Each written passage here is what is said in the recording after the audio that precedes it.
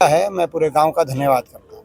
Sir, जिस तरह से सेना में जाना हर जवान का एक सपना भी होता है, गर्व की बात होती है, लेकिन तो अग्निवीर को लेकर जिस तरह से बात आ रही ये है और कांग्रेस पार्टी इसका हमारी हमारी ये आज इस अवसर पे जब हम अपने शहीदों को याद कर रहे हैं, हमारी फौजियों को सलाम कर रहे हैं, तो आज इस अवसर पर एक विपक्ष के नाते मैं सत्ता पक्ष से यह आग्रह करना चाहूँगा कि ये जो अग्निवीर की योजना लेके आई है सरकार, वो किसी के हक में नहीं है।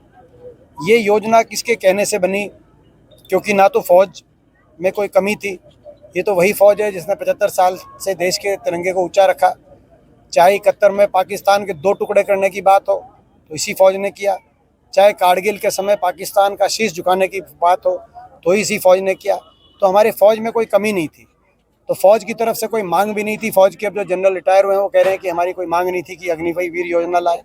ना देश के जवान की कोई मांग थी, क्योंकि देश का जवान अब 4 साल में बिना पेंशन के घर वापस जो लौट रहा है, तो उससे जो हमारे इलाके में और पूरे देश में फ़ौज में जाने के प्रति जो उत्साह देखा जाता था, जो कोचिंग सेंटर में जहाँ पर हज़ारों की संख्या, लाखों की संख्या में लोग तैयारी करते थे, गांव के सुबह स्टेडियम पे, सड़कों पर सुबह उठकर रेस दौड़ दंड बैठक लगाया करते थे, आज वहाँ पे आज जो है उतना उत्साह नहीं देखा जा रहा। तो ये तो ना तो देश के नौजवान की मांग थी, ना देश के फौज की मांग थी। ये अग्निवीर योजना क्या सोच के सरकार लेके आई, सरकार ये बताए। और उससे भी ज़्यादा आज इस अवसर पर मैं ये भी कहना चाहूँगा, जो ये बयान बीजेपी के लोगों के बयान आए पीछे के कैलाश विजयवर्गीय जी का, कि जो अग्निवीर 4 साल के बाद बिना पेंशन के घर वापस आ जाएंगे, उन अग्निवीरों को बीजेपी के हम आलीशान कार्यालय बनवा रहे हैं, उनमें चौकीदार की नौकरी देने का काम करेंगे। मैं समझता हूँ ये अच्छी बात नहीं है, क्योंकि वो देशभक्ति के भाव से जाते हैं फौज में, जो है वो कोई किसी और किसी भाव से नहीं जाते। दूसरी, इस अवसर पर मैं ये भी मांग करना चाहूँगा कि शहीद में फ़र्क नहीं हो सकता। अग्निवीर को, अगर अग्निवीर का कोई, ना तो दुश्मन की गोली गोली में फ़र्क कर सकते, ना जवान की छाती छाती में फ़र्क कर सकते। अभी पीछे जो अग्निवीर शहीद हुए उनको जो है पूरी तरह शहीद का दर्जा नहीं देकर एक जो है सिविल एम्बुलेंस में उनकी बॉडी लेके आ रही है जिस गांव से वो जा रहे हैं। तो सम्मान देने में सरकार को क्या परहेज है? ये जय जवान जय किसान का देश था, ये जय जवान जय किसान का देश रहेगा। सरकार इस तरह से जवान के सम्मान को समझे और अग्निवीर योजना को वापस लेते हुए पक्की भर्ती, जिस भर्ती के आधार पर हमारी देश की फौज दुनिया में सबसे बढ़िया फौज हमेशा मानी गई, उस पक्की भर्ती को दोबारा से ये सरकार लागू करे। आज एक विपक्ष के नाते मेरा सरकार से ये आग्रह करने का कर्तव्य है। वीरेंद्र जी, आज प्रधानमंत्री ने द्वारका एक्सप्रेस का उद्घाटन किया है और जिस तरह से उन्होंने बात की विकास की, उसको लेकर क्या किया? देखिए, वो तो मैंने कहा कि प्रधानमंत्री जी ये बताएं, आज आए हैं। आज से 1 महीने पहले संसद के सत्र में मेरे प्रश्न के जवाब में मोदी सरकार ने, जब मैंने कहा कि देश में सबसे ज़्यादा बेरोजगारी कौन से प्रदेश में है, तो उसका जवाब दिया कि सबसे ज़्यादा बेरोजगारी हरियाणा प्रदेश में है। ये मोदी सरकार ने जवाब दिया, देश की सरकार ने, और कहा कि 2014 के मुकाबले 3 गुना बेरोजगारी बढ़ गई। तो जब केंद्र की सरकार ये कह रही है, तो प्रधानमंत्री जी यहाँ पे आ रहे हैं, तो यहाँ के मुख्यमंत्री जी से उसके बारे में जवाबदेही लेके जाएं, या खुद जवाब दे के जाएँ कि देश में सबसे ज़्यादा बेरोजगारी वाला प्रदेश हरियाणा क्यों बन गया, इसके पीछे क्या कारण रहे। ये ऐसी विफल सरकार ये रही हरियाणा में, प्रधानमंत्री जी बताएं। और विकास कार्यों की जहाँ तक बात है, पिछले 1 महीने में 3 बार प्रधानमंत्री जी आए हैं विकास कार्यों का उद्घाटन करने। 2 बार तो यहाँ रोहतक लोकसभा क्षेत्र में, क्योंकि मुझसे ज़्यादा उनका, जो मैं समझता हूँ कि कहीं ना कहीं चुनाव के समय वो इधर ज़्यादा आते हैं, तो कोई बात नहीं, अच्छी बात है, देश के प्रधानमंत्री बीच में नहीं आते लेकिन चुनाव में ज़्यादा आते हैं।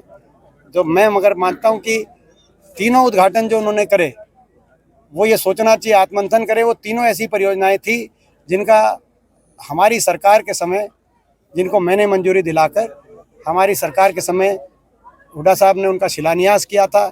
उस समय उन पर काम शुरू हुआ था और काफ़ी काम हो चुका था, चाहे वो रोहतक महम-हासी रेल की लाइन हो, चाहे वो आयुर्वेदिक अस्पताल देवरखाना गांव के अंदर हो जो 70% बन गया था, और चाहे आज का द्वारका एक्सप्रेसवे हो, ये भी उस समय 75% बन गया था। ये 2006 में मंजूर होकर द्वारका एक्सप्रेसवे बन गया था। लेकिन इन 10 साल में अभी तक मौजूदा खट्टर सरकार ने हुड्डा सरकार के जो शुरू कराए गए काम थे वही पूरे नहीं हुए। उन्हीं में से कुछ एक का केवल फीता काटना प्रधानमंत्री को बुलाया जा रहा है 10 साल के बाद। हो एक कोई ऐसी परियोजना भी होती जो इन्होंने ही मंजूर कराई होती इन 10 साल में, जिसको इन्होंने ही पूरा कराया होता 10 साल में, उसका उद्घाटन कराते, तो मैं समझता हूँ प्रधानमंत्री जी को भी और मुख्यमंत्री जी को भी ज़्यादा संतुष्टि का भाव होता। लोकसभा चुनाव का जो है घोषणा होने वाली है, आचार संहिता लगने वाली है, उससे पहले इस तरह कार्यक्रम, और दूसरा जो चुनाव आयुक्त है उनका इस्तीफा। देखिए, चुनाव जो इलेक्शन कमिश्नर है, जो चुनाव आयुक्त है, उनका इस्तीफा कोई ज़्यादा आश्चर्यचकित करने वाली बात नहीं है। ये जो सरकार है, मौजूदा सरकार, इनकी जो कार्यशैली रही है, ये कहीं ना कहीं संविधान को कुचलने की बात करते हैं।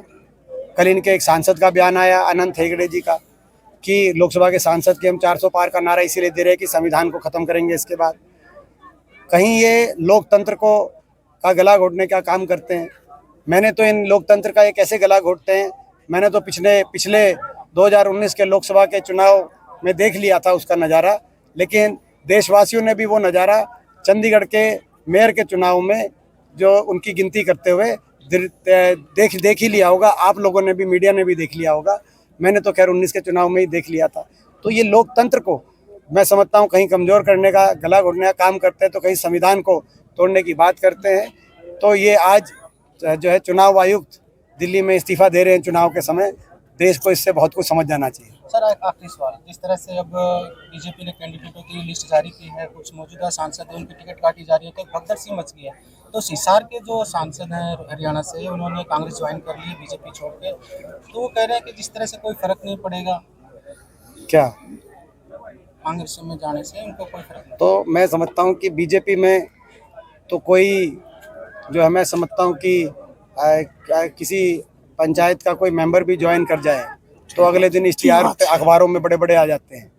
कांग्रेस में मौजूदा सांसद भी अगर कोई आ जाए तो बीजेपी कहते हैं कोई फर्क नहीं पड़ेगा। तो ये तो सोच की बात है। लेकिन उनसे क्या कांग्रेस की जिस तरह पिछले 1 साल के अंदर लगातार कांग्रेस पार्टी में हरियाणा में 35 पूर्व विधायक, पूर्व मंत्री, पूर्व सांसद और मौजूदा सांसद पिछले 1 साल में कांग्रेस पार्टी में शामिल हुए हैं, और कांग्रेस से एक भी कहीं कोई गया नहीं।